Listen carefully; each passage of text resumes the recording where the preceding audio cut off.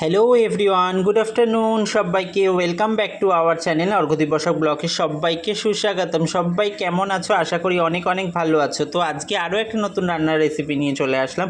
আজকে একটা নয় দুটো রান্না হবে। সেটা হচ্ছে রুই মাছের আলু দিয়ে রসা হবে, আর হবে পুঁই শাকের চচ্চড়ি, যেটা হবে কিন্তু এই রুই মাছের মাথা দিয়ে।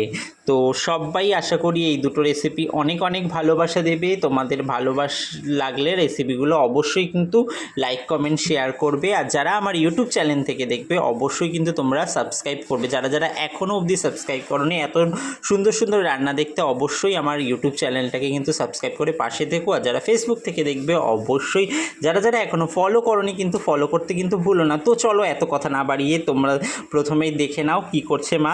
একদিকে তো দেখতেই পারলে মা মানে রুই মাছটা ভেজে নিচ্ছে তেল দিয়ে কড়াইতে, আর একদিকে কিন্তু কড়াইতে কিন্তু পুঁই শাকটা চাপিয়ে দেবে। তার মধ্যে দিয়েছে তোমার এখানে মাছের ঝোলের জন্য একদিকে মাছেরটা ভেজে নিচ্ছে, আর একদিকে মাছের ঝোলের জন্য এখানে দেখো গোটা জিরে ফোড়ন দিয়েছে, আর তেজপাতা ফোড়ন দিয়েছে। আর মাছের আলু দিয়ে যেহেতু মাছটা হবে, পেঁয়াজ টমেটো আদা বাটা রসুন বাটা এই সমস্ত দিয়ে যেহেতু মাছের ঝোলটা রান্না হবে, তার জন্য আলু টাকে ভেজে নিয়ে পেঁয়াজ তারপর তার মধ্যে দিয়ে দিল আদা রসুন বাটা, এটার মধ্যে দিয়ে এবারে এটাকে তৈরি করে নিচ্ছে।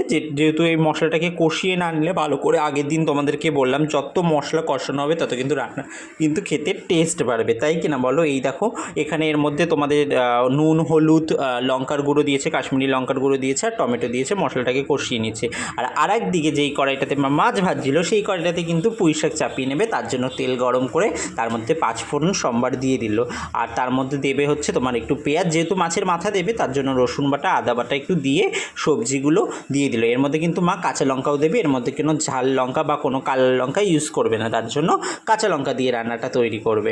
তো তোমাদের এই দুটো রান্নাই দেখো সিম্পল ঘরোয়া রান্না, কিন্তু রান্না দুটো কিন্তু ও সুন্দরবন, মানে অসাধারণ বলাটা ভুল, মানে খুব মানে অসাধারণ কি বলবো, মানে তার কোনো তুলনা হয় না। মায়ের হাতের রান্না এমনিতেই যেরকমভাবেই রান্না করে দিক না কেন সেটা অনেকটাই সুন্দর হয়। তো সবজিগুলো দিয়ে নুন হলুদ দিয়ে মা এখানে দেখো পুঁই শাকটাকে চাপিয়ে দিয়েছে, দিয়ে মাছের মাথা দিয়ে কিন্তু রান্নাগুলো তৈরি করে নিল। তো রান্নাগুলো দেখলে হয়ে গেছে মোটামুটি। এখানে মাছের কালিয়া তৈরি করে নিয়েছে আলু দিয়ে মাছের রসা যেটা, আর পুঁই শাকের ঘন্ট বা ঘ্যাট যেটাকে বলা হয়, আর দেখো এখানে ভাত বানিয়ে নিয়েছে। তো সবাই রান্নাগুলো কেমন লাগলো অবশ্যই জানাবে। তো এখনকার মতন সবাইকে টাটা।